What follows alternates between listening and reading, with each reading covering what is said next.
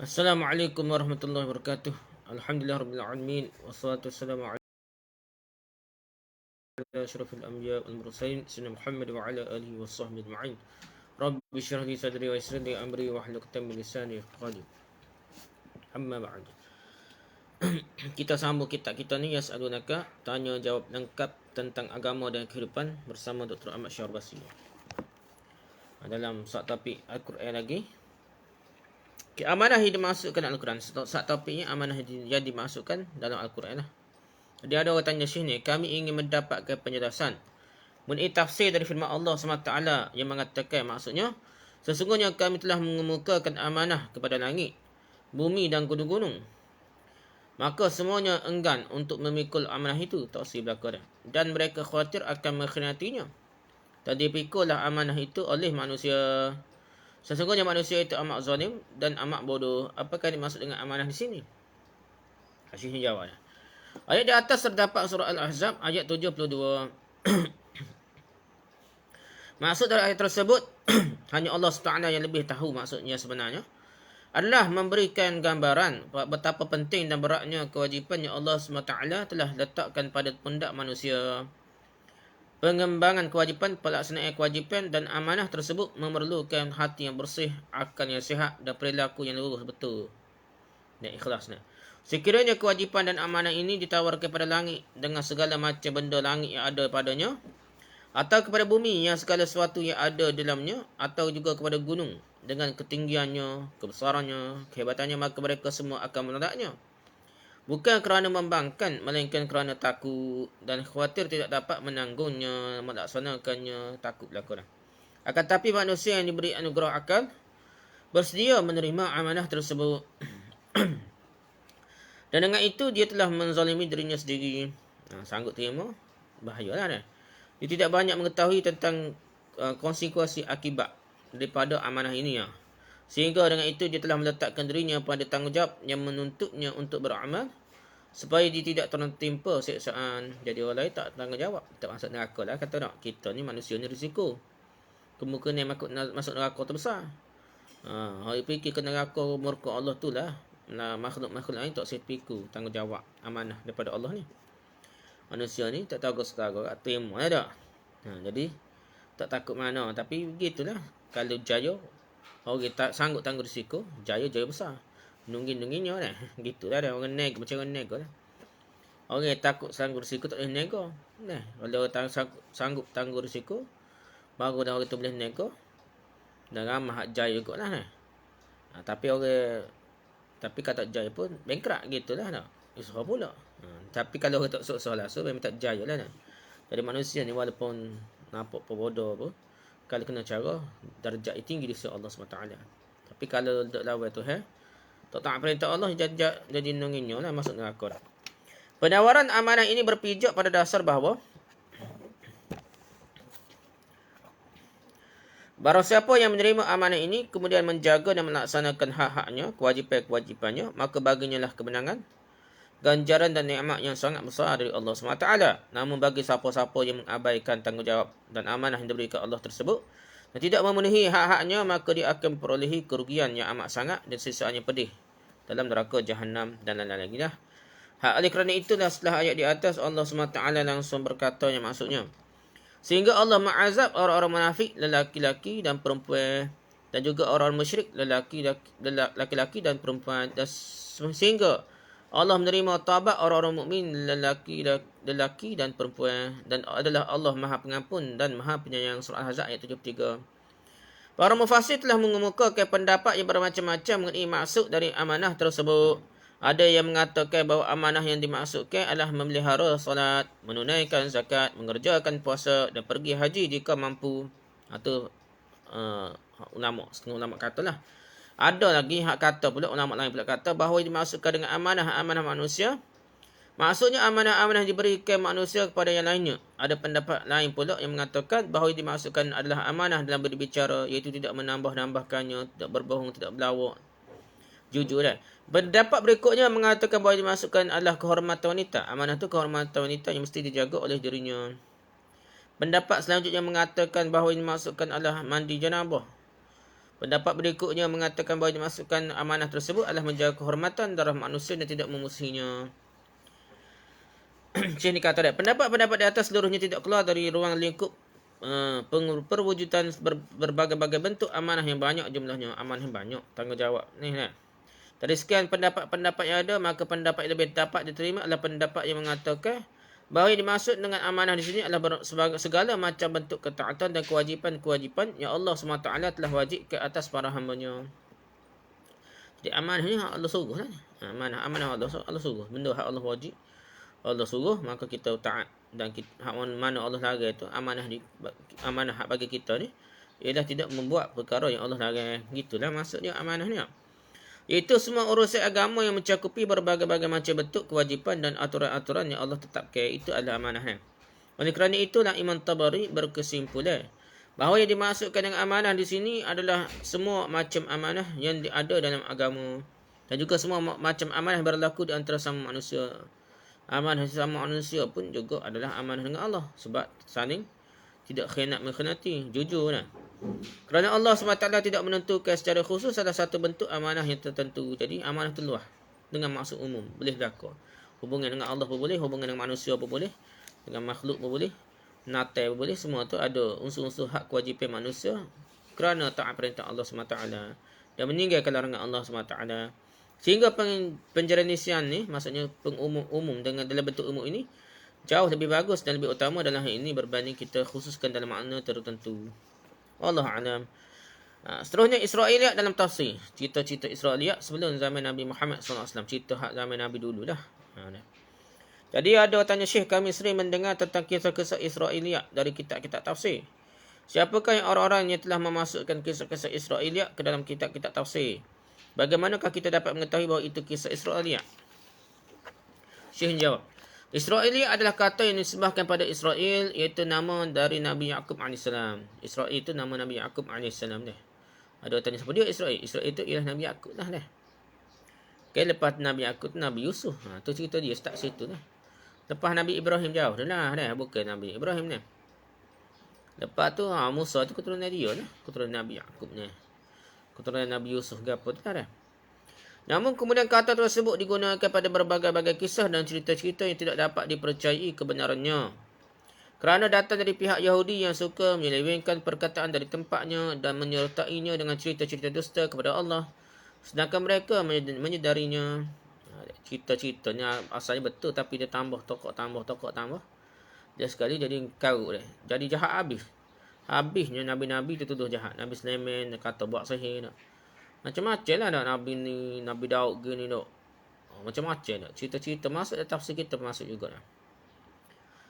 Sebahagian dari berita-berita tersebut mengandungi kemungkinan benar dan kemungkinan dusta, di mana tidak ada dalil yang pasti untuk menyatakan bahawa itu berita dusta. Jadi kita nak kata 100% belawak pun tak berani kok. Bagi tak tahu betul ke tidak. Oleh kerana itulah kita berpegang kepada petunjuk yang telah diberikan oleh Rasulullah SAW mengenai hal ini. Rasulullah SAW bersabda, mafhumnya, jika ahli kitab berbicara kepadamu, maka janganlah kamu mendustakannya dan jangan pula kamu membenarkannya. Orang Yahudi dia cerita, ahli kitab ni, terutama Yahudi, dia banyak sikit yang ahli lagi daripada pokok Kristian ni. Jadi pokok ahli kitab Yahudi ni, dia cerita gapa-gapa pun. Ataupun Nasrani, sikutlah ada orang Nasrani pun cara cerita gapa, jangan terima bulat, jangan tolak bulat. Biar cerdik, itu play safe. Dalam keadaan selamat, kita berpada kita telah kita senyap dan kita tawakuf gitulah. Cerita-cerita Israiliyat ini menyusup ke dalam kitab-kitab tafsir melalui orang-orang ahli kitab dan terutama dari orang-orang Yahudi. Orang Yahudi banyak lagi daripada orang Nasrani. Sebahagiannya lagi menyelinap dari sebahagian orang yang telah masuk Islam, yang memperluaskan kajian mengenai kisah-kisah dan cerita-cerita tanpa pemeriksaan. Ada tu orang dia tidak jahat sangat, cuma dia ngaji dulu dah. Dia ngaji dulu pun karut dah. Masuk Islam dia ayat semula, dia ngaji masa dia dalam Kristian, dalam Yahudi terutama sekali dah. Dia masuk Islam kan, dia cerita balik dia ngaji dulu. Ngaji dulu dia sendiri tak tahu karut dah. Contoh dari mereka adalah seperti Ka'ab al-Ahbar, Wahab bin Munabbih. Ni tabi'in ni orang lepas tu masuk Islam. Mereka ni pendeta, orang ngaji bab Kristian, Yahudi ke apa ni tak. Dan yang lainnya mereka mengaji lepas tu masuk Islam, dia cerita retek dia hak ilmu dia dulu dah. Ilmu dia betul ke tak tahu, dia sendiri tak tahu tu. Sebagian sahabat telah meriwayatkan tentang ahli kitab dengan didasari niat yang baik sahaja dah. Namun kemudian permasalahannya menjadi melebar-lebar. Sehingga masuklah ke dalam riwayat-riwayat tersebut berbagai cerita dusta pula. Dan cerita-cerita yang telah diselewengkan. Jadi sebab perkara pertama, cerita daripada bekas ahli kitab tu, masuk Islam tu, seleweng dah. Walaupun tak sengaja. Yang keduanya ada pula hak zaman kedia ni, lepas zaman Alkitab ni, hak masuk Islam ni. Dia reka atas nama dia ni pun ada dah. Gitulah. Jadi kena beringat. Imam Muhammad Abduh kata, dalam kitab tafsirnya Al-Manar, tafsir anak murid dia ni, ya Rashid Ridha tu. Seseorang mestilah berhati-hati terhadap kisah-kisah Bani Israel dan Nabi-Nabi yang lain. Dan juga tidak boleh mempercayai berbagai pernyataan para mufassir dan sejarawan yang melampaui Al-Quran. Hak benda-benda cerita tambah-tambah tok guru tafsir dan juga tok guru sejarah ni. Orang-orang yang sibuk menganalisa sejarah dan ilmu pengetahuan moden yang sejalan dengan kita mengatakan, kami tidak mempercayai sedikit pun tentang sejarah yang berkaitan dengan zaman itu yang mereka namakan dengan zaman kegelapan, kecuali setelah diadakan penelitian dan baru kemudian diambil kesimpulan. Kita mengingatkan para mufassir yang memasukkan kisah-kisah yang tidak dapat dipercayai itu ke dalam kitab-kitab tafsir mereka dengan berdasarkan niat yang baik. Untuk guru kita kena sangka baik, mereka bukan sengaja dah. Munggu ilmu kajian mereka setakat tu saja, kita terima lah. Kita melarang yang demikian dan kita harus tetap berpijak pada nas-nas Al-Quran serta tidak melampinya. Jadi kita ni tak boleh. Tok guru kita dulu dimaafkan, kena faham. Ni tok guru kita buat betul belaka tidak. Tok guru di kita tu dengan zaman dia, dengan tidak ada maklumat tambahan, dengan apa hak ia kutip-kutip enggak bubuh dari kitab tafsir atau dari kitab mereka. Kita bersangka baik, kita sarangi tok guru kita, mereka ada jasa besar. Tapi kita tidak jadi pak tok guru. Benda hak tak betul pun ikut juga. Kena faham tu kan. Ikut Al-Quran yang sahih tu lebih utama lah dah. Kita akan memberikan penjelasan tentangnya dengan penjelasan-penjelasan yang sejalan dengan Al-Quran selama riwayat yang benar. Kalau riwayat yang benar atau tidak bertentangan, boleh ambil pengajaran sikit. Tu pun kalau tidak sahih, kita nak ayat tak sahih. Walaupun boleh ambil pengajaran pun ya. Kita dapat mengetahui bahawa cerita itu Israiliyat berdasarkan beberapa hal. Salah satunya cerita-cerita tersebut bertentangan dengan nas-nas Al-Quran. Bertentangan. Israiliyat juga tak bertentangan pun tak. Kalau bertentangan lagilah Israiliyat dah. Lagilah karut dah. Bertentangan dengan salah satu pokok ajaran Islam atau juga bertentangan dengan dasar-dasar agama Islam. Jadi asas ajaran Islam ni tidak gitu tiba-tiba ada tak. Sihir, Nabi Sulaiman sihir. Allah ni orang Yahudi ya. Zionis tu nak cari bawah. Dia kira Masjidil Aqsa tu tapak kerajaan Nabi Sulaiman lah dah. Situ ada kitab-kitab sihir dikatakan. Dia nak putus bangunan masjid Baitul Maqdis tu. Kerana mereka anggap Nabi Sulaiman sihir, belajar sihir. Bisa-bisa Nabi Sulaiman tu bukan mukjizatnya tapi sihir dah. Tu ilmu sihir kata dah. Dan sifat ilmu sihir tu bawah dia lah, bawah istana dia, bawah gapo tu lah. Tu kepercayaan Zionis orang Yahudi lah. Jadi semua cerita sahabat Nabi Sulaiman hak tambah-tambah, kadang-kadang setiap Nabi jahat lah. Nabi Daud jahat. Suruh mati panglima perang dia nak rapah bini orang dah. Semua tu cerita-cerita karut dalam Israiliyat. Kedua, cerita-cerita tersebut bertentangan dengan hadis yang sahih yang benar-benar datang dari Rasulullah SAW. Kalau kita tengok bertentangan dengan hadis yang sahih Nabi, bukan jugalah. Tak boleh pakai. Adapun yang ketiga adalah berdasarkan pernyataan yang dikemukakan oleh para imam salaf bahawa itu cerita-cerita Israiliyat. Tok guru tafsir dulu Ibn Abbas ke, lepas tu ulama-ulama mujahid ke seterusnya lah. Orang pakar-pakar tafsir ni riwayat Israiliyat, kita nak terima itu Israiliyat. Para ulama di abad sekarang ini telah mempelajari kisah-kisah dan khabar-khabar Israiliyat secara lebih teliti dan berhati-hati dan mencabut segala bentuk kebohongan dan penyelewengan. Sekarang ini kebanyakan kitab tafsir telah muncul dengan wajah yang jauh dari cerita-cerita Israiliyat. Allah adalah zat yang berkata benar dan berikan petunjuk kepada jalan yang benar. Cerita Israiliyat ni ya jadi benda hak Quran tak cerita je, cerita tak. Bila angin berapa orang Ashabul Kahfi, berapa ekor angin, habis cerita dah. Jadi benda tu di Quran pun tak ayat. Dan memang biar tergantung-gantung. Kalau tak ada faedah pun ayat dah. Tapi Cerita Isra dia ayat detail dah. Kadang-kadang kita pun gitulah, Nabi ingat lah. Cerita detail ni tak usah nak pakai mana. Dia kata, Tuhan kata tak faedah, tak usah tipu. Sekadar lalu. Halu telinga. Halu sekadar sementara je. Dengan cerita tu tak usah nak pergi mana. Tak usah sipir kepala dalam hati ke apa lah dah. Ambil pengajaran tu boleh sipir kepala dalam hati. Cerita Israiliyat tu yang tidak diceritakan oleh Al-Quran dan hadis tidaklah penting mana dah. Seterusnya dah, kita masuk bab baru dah ni, iaitu hukum-hukum mayat. Hukum-hukum orang mati lah. Hukum-hukum mayat dah. Pertamanya ziarah kubur ni. Ada orang tanya Syekh, apakah boleh menziarahi kubur? Apakah wanita boleh menziarahi kubur salah seorang walinya? Pak dia ke, tok dia ke? Habis dia, adik-beradik dia dengan maksud untuk bertabaruk mengambil kuburan. Bukan ni. Wali sungguh tak silap salah. Jadi kuburan salah seorang tok wali ni nak untuk bertabaruk ambil berkah. Tabaruk teh lagi tambah minta ajak dah. Hajat yang baik. Okey, hajat yang jahat dah. Hajat yang beko je tak boleh. Setengah-setengah orang kata gitulah, karut tak karut dah. Bukan minta tu minta dengan tok wali. Tok wali tu jadi Tuhan kecil. Bukan Tuhan besar, Tuhan Allah SWT hak sungguh ni tak apa dengar bagi dia dah. Bagi dia tok wali tu dengar lagi. Walaupun mati kerah dari kubur dah. Tu masalahnya. Rasulullah SAW telah bersabda ni, Syekh jawab. Rasulullah SAW telah bersabda mafhumnya, dahulu aku melarang kamu menziarahi kubur, tapi kini pergilah kamu menziarahi kubur. Kerana yang demikian itu akan mengingatkan kamu kepada kematian. Jadi matlamat kubur Nabi ni untuk ingat mati dah. Itu hak Nabi suruh dah. Tu Nabi tidak pilih kubur untuk Nabi-Nabi ke. Dia tak pergi cari. Kubur-kubur yang soleh dulu tak cari. Nabi ziarah kubur, bakit gitu, tempat gelap-gelap, pisah waktu gelap malam, kita pergi masa siang hari ni. Bukan macam kita pergi masa pagi raya orang amal dah. Dia pergi masa gelap tengah malam buta ni. Bukan malam biasa, malam buta kita tidur belakang tu supaya kecup perut dah. Kita orang Melayu nak pergi tengah malam kat kira takut ke hatu tak. Kita takut ke Tuhan. Pada hadis lain Rasulullah SAW bersabda, mafhumnya berlaku zuhudlah kamu di dunia dan ingatlah mati. Nabi suruh ingat matinya. Antara cara nak ingat mati lah ziarah kubur lah. Nak suruh ingat molek kat pergi waktu malam tengah gelap tak ada orang, sore-sore lagi. Baru berasa terkejut perut. Takut Tuhan. Takut Tuhan ke takut kata dah. Ada fikirlah tak. Para ulama berkata bahawa ziarah kubur bagi lelaki adalah sebagai ubat bagi hati yang membatu. Kerana ketika manusia menziarahi kubur, dia akan ingat firman Allah SWT dalam surah Al-Imran ayat 185 yang mengatakan, maksudnya tiap-tiap yang berjiwa akan merasakan mati. Kullu nafsin za'iqatul maut dah. Setiap orang yang berjiwa akan merasai mati.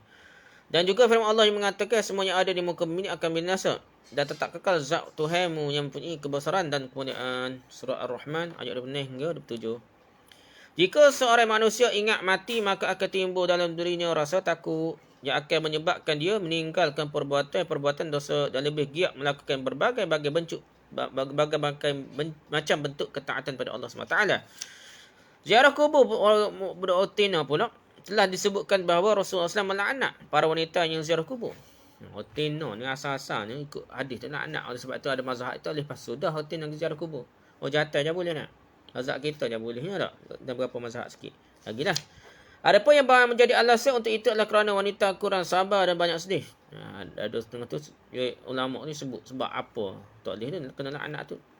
Kerana dia banyak sedih, bukan nak ingat mati dah, sedih saja dah. Kerana biasanya ketika melakukan ziarah, wanita sering menangis dengan suara yang keras, berteriak-teriak, menampar-nampar pipi dan kebiasaan-kebiasaan jahiliah lainnya yang telah diharamkan oleh Islam.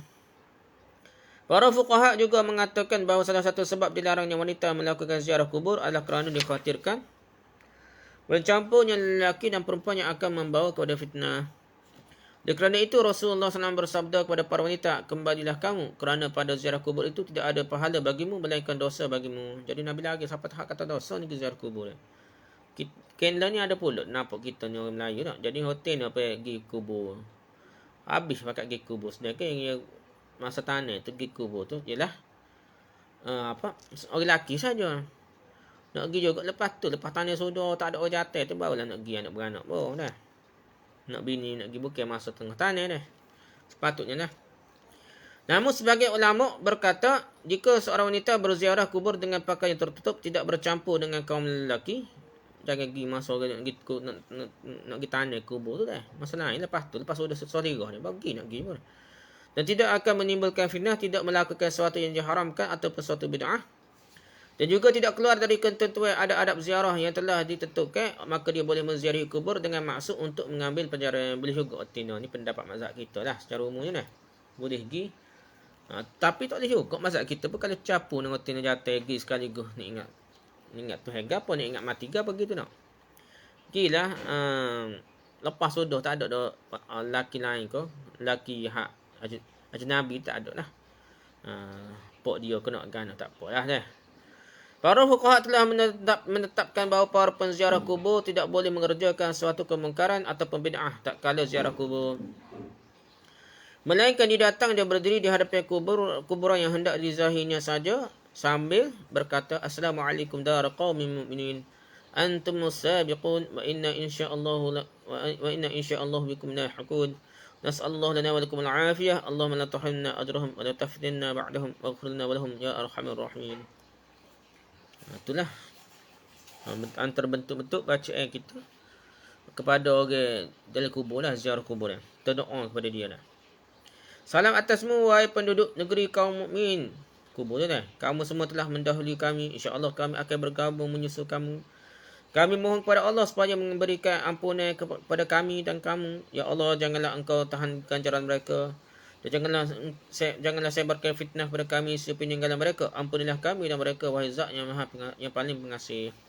Itulah kita doa. Matlamat utama doa kepada diri kita dan doa kepada orang kubur. Bukan matlamatnya doa minta hajat kita dah. Berkat kubur dah. Ngarut belaka dah. Berdasar penjelasan di atas, seorang wanita tidak boleh melakukan ziarah kubur, baik kuburan itu kuburan seorang wali ataupun bukan. Jika ziarah tersebut akan menyebabkan dia bercampur dengan kaum lelaki dan akan mendatangkan fitnah, atau akan menyebabkan dia melakukan suatu perbuatan yang diharamkan atau melakukan salah satu perbuatan bid'ah yang banyak dijumpai ketika orang berziarah kubur. Kalau dia minta berkat untuk wali itu bid'ah. Kalau tak sampai syirik pun bid'ah. Berkat untuk wali asal tidak jadi syirik lagi. Berkat saja dah. Tapi berkat tu adalah bid'ah. Kenapa berkat ni kita tahu mana lebih berkat ni nak?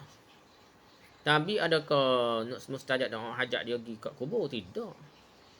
Sahabat tu dah buat gitu. Semua doa di masjid lah berkat lagi. Berkat mana besar masjid dengan kubur? Mana berkat kubur dengan masjid? Masjid dah lebih berkat. Penepeh tu. Apa pergi kubur baru nak doa minta hajatnya? Banyak salah pahal lah banyak.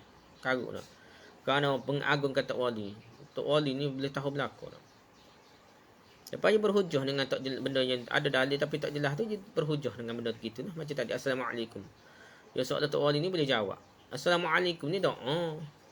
Dia tak dengar, dia sampai ke malaikat tahu sebab ada hadis yang sahih.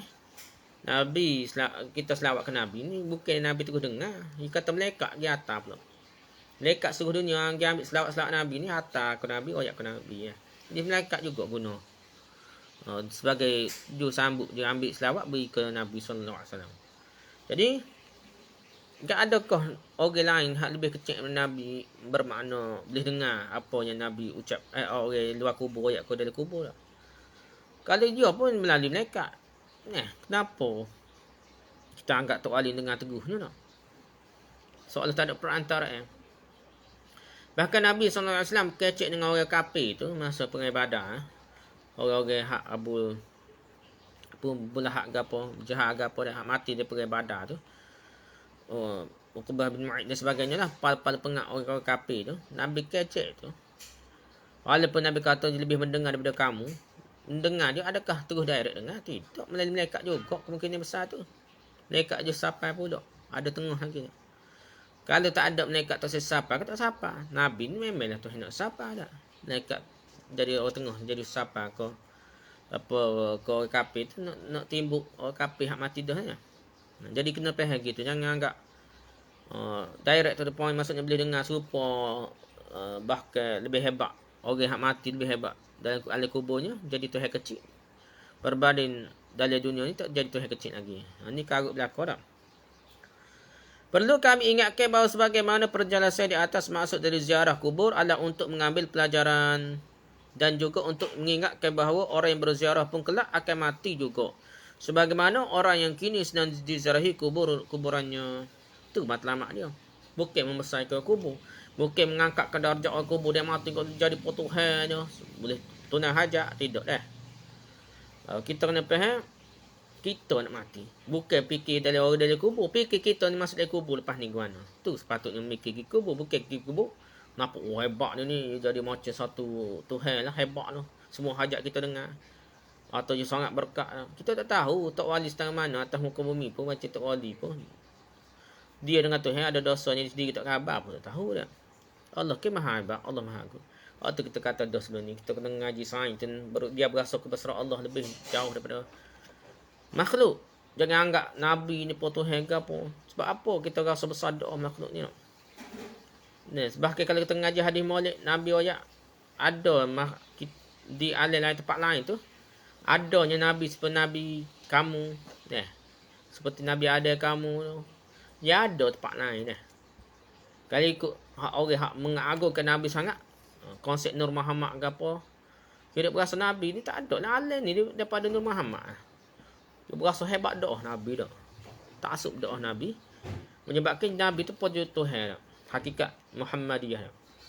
Hakikat insan dan sebagainya. Insanun kamil.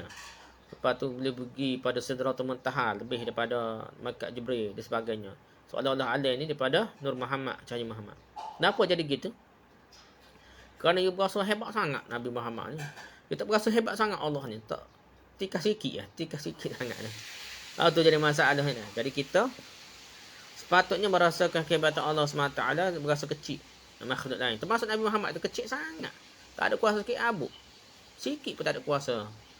Melainkan Allah beri pun sikit sangat pun.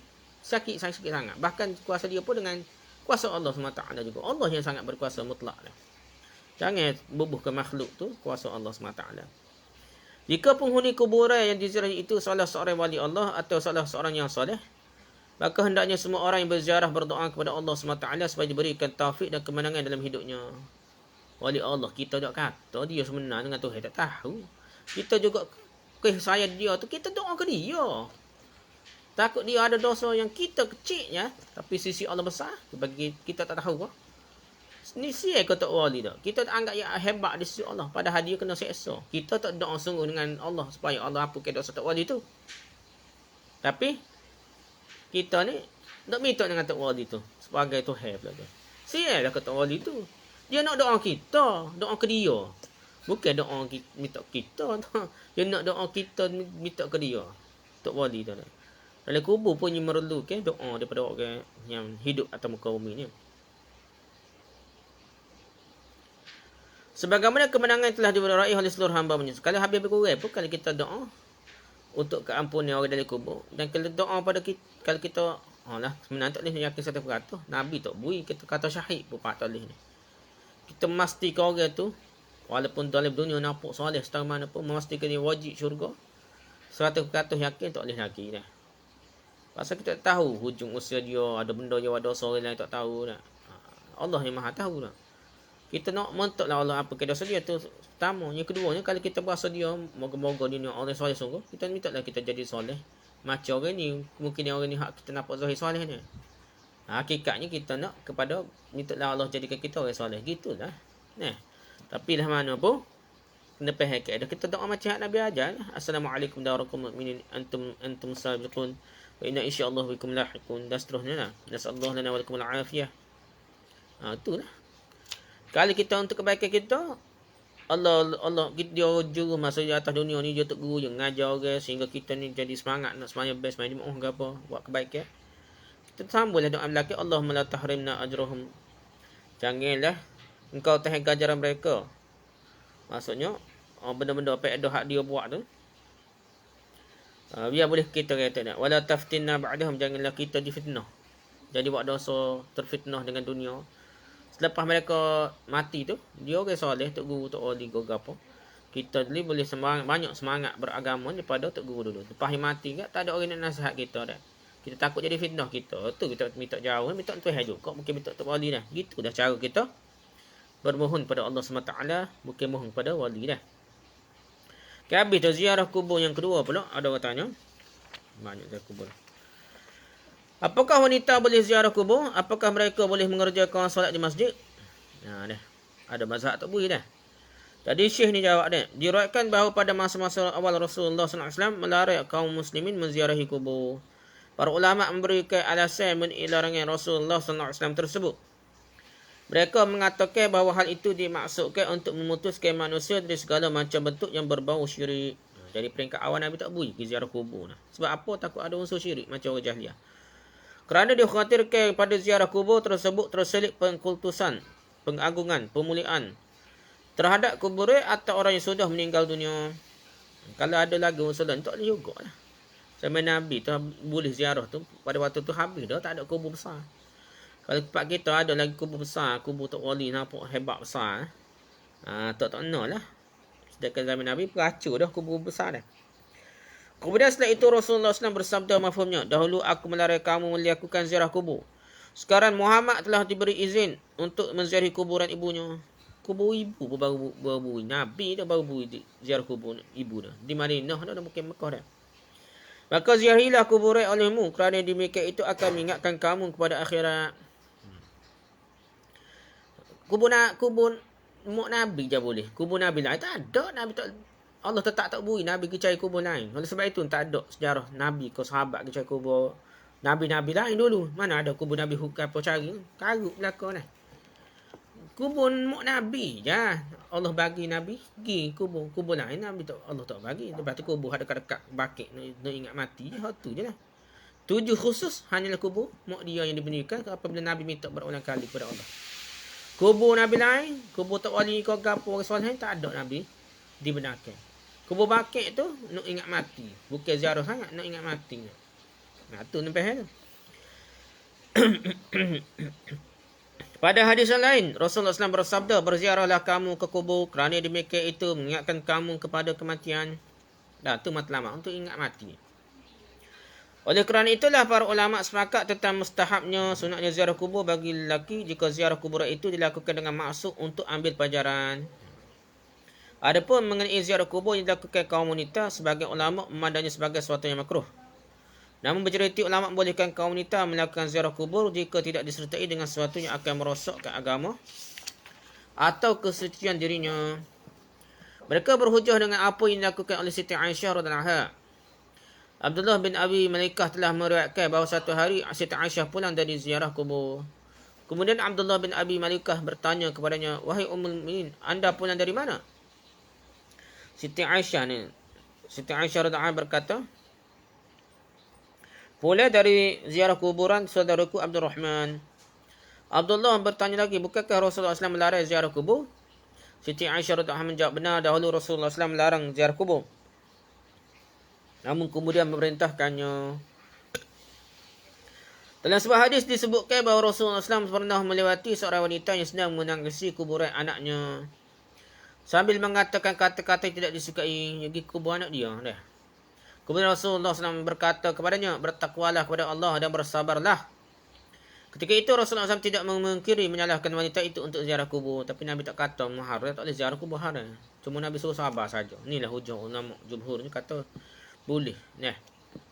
Cuma Nabi larangnya tiup melampau tu ataupun menangisi melampau tu, hak tu kalau haram pun tak. Bukan larang lagi dah. Ikut hadis ni lah.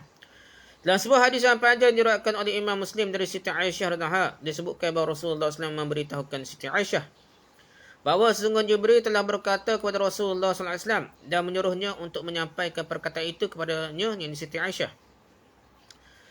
"Sesungguhnya Tuhanmu memerintahkan kamu untuk datang ke kuburan Baqi' dan memohonkan ampunan bagi para penghuninya." Siti Aisyah bertanya, "Apa yang harus saya ucapkan ya Rasulullah ketika melakukan ziarah?" Ziarah kubur nak baca gabar dah. Rasulullah SAW berkata kepadanya, "Katakanlah Assalamu ala ahli diyar minal mu'minin wal muslimin." Ni, selamat pada hak tu tak pada. Assalamualaikum ya ahli diyar kan? Ni assalamu ala ahli diyar ni. Assalamualaikum ahli diyar boleh juga dah. "Salam sejahtera bagimu wahai para penghuni kubur mukmin lelaki dan kaum mukmin perempuan." Setakat tu dah. Tengok lah. Dia boleh tu nikmat apa? Manfaat doa kita tu. Setara tu lah pada dah. Para fuqaha mengatakan bahawa kaum wanita perlu kepada nasihat dan pelajaran sebagaimana juga lelaki, sebagaimana agama membolehkan bagi lelaki melakukan ziarah kubur. Maka demikian pun dibolehkan bagi kaum wanita. Benar bahawa dalam melakukan ziarah kubur, kaum wanita mestilah menjaga dan menjauhkan diri dari hal-hal yang akan menodai kesuciannya. Dia juga tidak boleh melakukan hal-hal yang dibenci oleh Allah SWT dan diharamkan oleh agama, seperti berteriak-teriak, meratap, menampar-nampar pipi, merobek-robek pakaian, menjanggut-janggut, menarik-narik rambut, atau perbuatan-perbuatan lainnya yang termasuk perbuatan-perbuatan jahiliah yang diharamkan oleh Islam. Jika dia melakukan yang demikian, maka dia telah melakukan perbuatan yang haram, dan ziarah kubur yang menyebabkan dia melakukan hal itu pun menjadi haram baginya juga. Jadi haram berlaku lah. Jadi haram kerana niat tak betul dah. Ataupun tak sabar tahu dah dia ni jenis gitu dia juga dosa nak. Hal yang sama pun berlaku bagi kaum lelaki, kerana agama tidak membolehkan seorang lelaki melakukan atau mengatakan sesuatu yang diharamkan tatkala melakukan ziarah kubur. Oleh kerana itu, sebagian fuqaha berkata bahawa menyertakan ziarah dengan melakukan perbuatan-perbuatan yang makruh dan dilarang adalah perbuatan yang boleh dilakukan oleh kaum lelaki dan juga kaum perempuan. Bukan perempuan je, hujat pun boleh buat benda-benda yang haram, yang dosa, yang dibenci. Keduanya dilarang melakukan perbuatan-perbuatan itu. Oleh kerana itulah ziarah kubur boleh dilakukan baik lelaki maupun oleh perempuan sekiranya tidak disertai perbuatan-perbuatan mungkar dan yang dimakruhkan. Jika hadis telah melaknat para wanita pengziarah kubur, maka mungkin laknat tersebut hanya ditujukan kepada mereka yang melakukan perbuatan-perbuatan yang diharamkan atau dimakruhkan tak kala melakukan ziarah, atau mengatakan hal yang diharamkan atau dimakruhkan seperti berteriak-teriak, meratap, menampar-nampar pipi dan sebagainya. Atau mungkin juga laknat tersebut dituju kepada para wanita yang terlalu sering melakukan ziarah kubur. Sama ziarah kubur kerja jaga sama dah tiap-tiap minggu ke apa nak. Kerana terlalu sering melakukan ziarah kubur, terutama bagi kaum wanita, akan melantarkan berbagai hak dan kewajipannya. Wallahu a'lam. Adapun hukum wanita mengerjakan solat di masjid adalah boleh saja. Ni mazhab jumhur ulama lah, tapi mazhab Hanafi tak ada tempat otin semaya dah.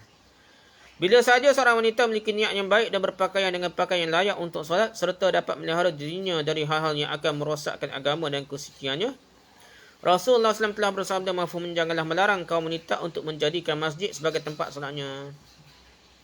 Jangan lari dah. Ni dah menyebabkan Umar pun tak lari. Dia tak suka bini ke masjid, tapi tak boleh nak lari dah. Bini dia nak pergi juga tak boleh lari dah. Hak bikin Umar pun tak boleh lari. Kita ni, siapa dia dah?